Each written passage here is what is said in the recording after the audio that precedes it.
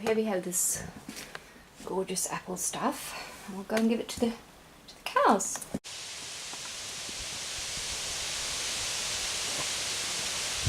Hey, come here. Yeah.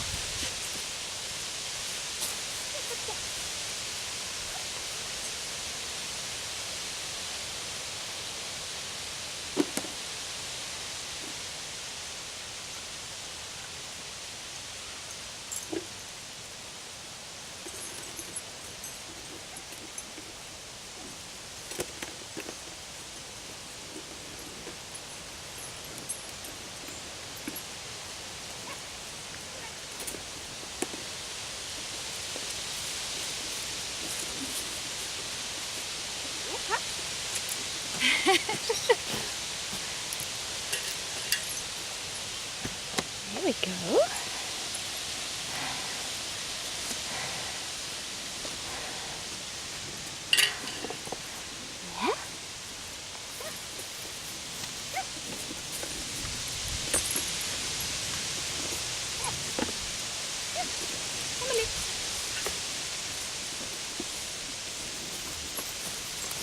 Yeah. Good stuff.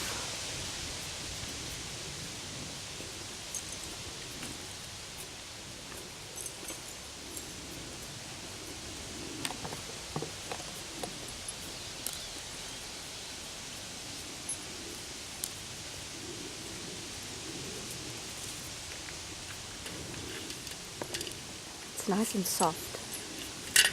When you feed cows apples, you have to chop them up a bit because they can get them stuck in their stomach and it can be a bit dangerous for them.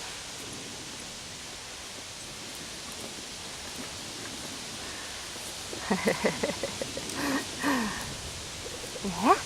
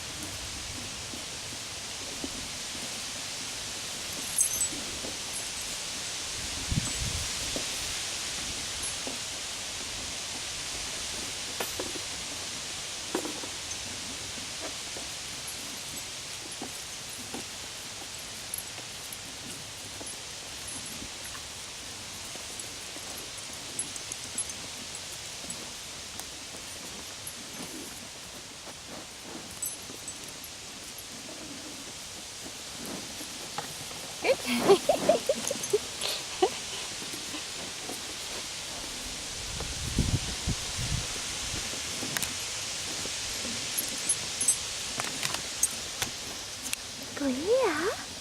Go here. Right. Yeah, yeah. Go here.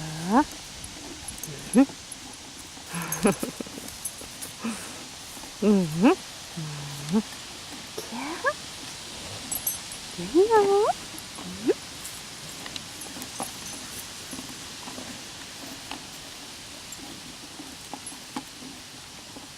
They seem to like it. So here we have